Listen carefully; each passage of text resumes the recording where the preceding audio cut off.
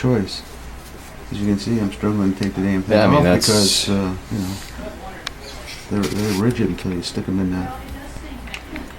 Well, I'm gonna dismiss this. Let's talk about this one. Sure. Because conventional removal prosthodontics would be doing, what class? Kennedy class who?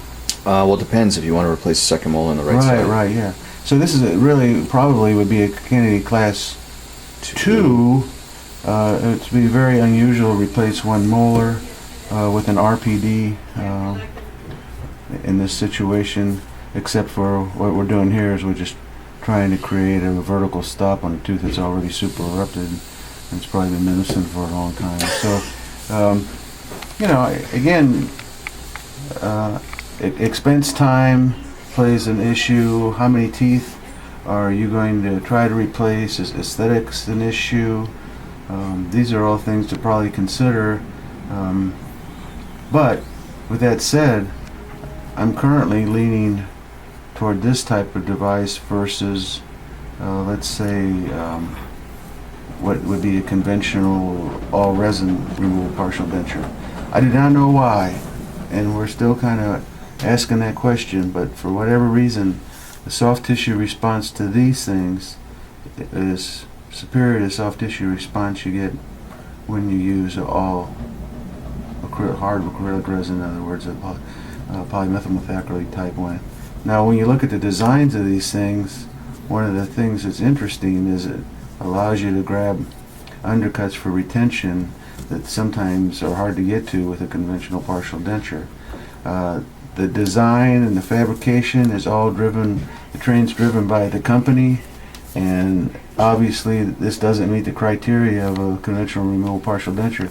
The retromolar pad isn't covered. We are not really utilizing all of the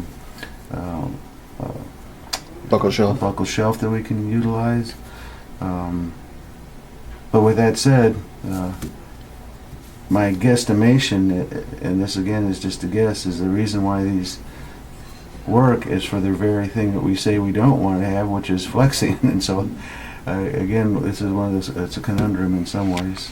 But, so again, in the absence of any more details than that, it's probably a viable choice in many situations for aesthetics, for expense, for minimizing the cost associated with replacing missing teeth. And the soft tissue response is the part that has amazed me. Just in the few that I've seen since I've been here for the last 3 years, people come in with these and you take them out and you look at the soft tissue and it looks like they're not wearing anything. And you ask them, how long have you had it, or do you wear this? And the answer is, well, yeah, I've had it for a while. And the longest one that I'm aware of has been 2 years, and that was the one we saw the other day. Mm-hmm. And it looked like the guy had never worn anything. So conventional removal partial denture involves a framework. And one of the things that gives conventional removal partial dentures bad press is the fit. And in general, if it fits nicely on the cast and it doesn't fit in the mouth, then either the practitioner has done something incorrectly in making the impression, or the laboratory has fudged the cast. The big boys usually have the removal partial denture cast returned on a duplicate cast, not the original master cast. And that's a nice way for both the lab technician and the dentist to come to a decision, which is, okay, it fits this duplicate cast, you, doc, took it off, you put it on the master cast, and it fits the master cast. And now you went to the mouth and it doesn't fit. The error is with the dentist, not with the lab technician. Okay. So, but that's the only way you are able to sort that out. Now, if indeed being rigid is an important thing, and that's what all the textbooks tell us, they need to be rigid. You need to have some kind of a cross arch stability to spread out forces. All that's nonsense. I shouldn't say nonsense, but that's what the conventional wisdom says, and it certainly works. The downside of it is, even at the end of the day, it's a relatively bulky device,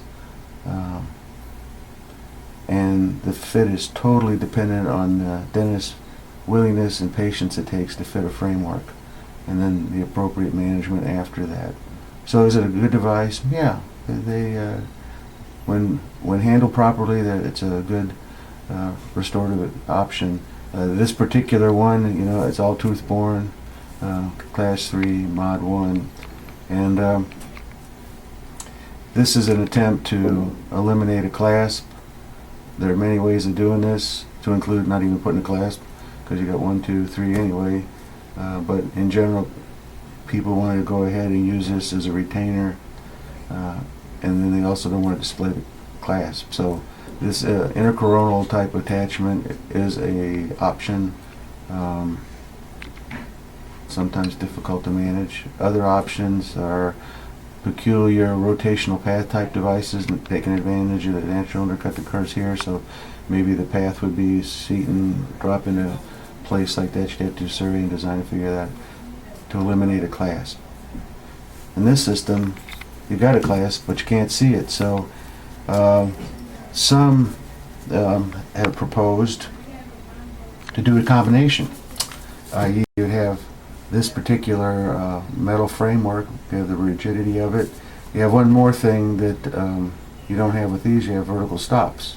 So theoretically, when a patient bites down on this removable partial denture, the natural teeth prevent the RPD from settling into the tissue. This doesn't do that. It moves and flexes. So here, the combination idea that you see out here a little bit is metal framework, but uses flexible resin base material. And when you have aesthetic issues, you can use it here and use the same kind of clasping idea that has been done here. So I think the answer is, there is no answer. Most of what we do with respect to removable partial dentures is empirical. It's a traditional art form, I would call it, in dentistry. Is there going to be some change? Certainly implants are a player. Sometimes putting an implant here and using that to retain and remove partial denture might be a reasonable option. So I don't think you can draw any specific conclusions about the best way to manage these things, because again, it comes down to an issue of cost, time, patient desires, and in my mind, the fewer things you do to teeth, the better. If you can leave them unrestored and healthy, that's the ultimate goal. As soon as you start restoring teeth, you tend to be sending them down a path of ultimately being significantly damaged and or ultimately lost. So that's kind of been my change, my paradigm shift, that less is more. And so that's kind of where I am. So to show you how extreme at one point it was, let's say you have a tooth that is unrestored or minimally restored, but you can't find a favorable undercut for the conventional clasping system, which is, in general, let's say for the maxillary arch, it would be some type of buccal undercut, and the lingual would be your reciprocation. Well, if you didn't have a favorable undercut, some advocated actually doing a full coverage crown to provide the undercut in the area where you wish to place it. I personally think that's over the top. So I think people have sort of drifted away from that a little bit. Then they would say, oh, well, you have a small restoration here, it's an MO, you got an amalgam replaced in a marginal ridge. That's not good. We need to go ahead and do a full coverage crown. So that extreme part of how to manage these removable partial dentures, I think there's been a migration away from that, and basically like golf, play it where it lies. If that's where the undercut is, that's where the undercut is. Try to utilize it.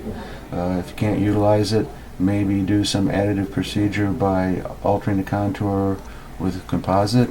With this, perhaps there's already a class 5 restoration, you can perhaps modify that, or just modifying the enamel and provide retention that way. So like I say, I try to move away from doing more aggressive procedures and blame where they lie. So I can't really say much more about that. The only other thing I would say, if this was a long bilateral distal extension removal partial denture, in other words, if this individual was missing teeth from here on back, that's pretty long. Looks like about, I don't know, easily 2 inches, maybe more. And I think at that point, maybe you ought to be considering conventional removal partial denture, where you've gone ahead and managed the denture base to minimize the amount of movement and removal partial denture and spread the force out over the greatest amount of area possible. Is there anything in stone or anything written down that says, oh yeah, that's the way you ought to do it? No, not at all. But it's sort of my sense, my IMO, in my opinion, that would be a better way to manage that. So it's kind of all over the place. I don't think there's anything that supports anything particularly well, and that's not too helpful, but that's what I think. This one too, if you look at it, if tooth is going to be replaced, obviously we cover rectomolar pad. This is all tooth-borne, no vertical stops. But I think by the sheer fact that it actually does flex is the reason that things are successful. So that's it. Thanks, sir.